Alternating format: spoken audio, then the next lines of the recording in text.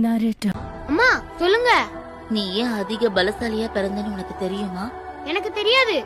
பலவீனமானவங்களை நீ காப்பாத்தணுன்றதுக்காக, உன் சுயநலத்துக்காக யாரையும் காயப்படுத்த கூடாது. மத்தவங்களுக்கு உதவணும், அதுதான் அவங்களோட முக்கியமான கடமையா இருக்கணும்.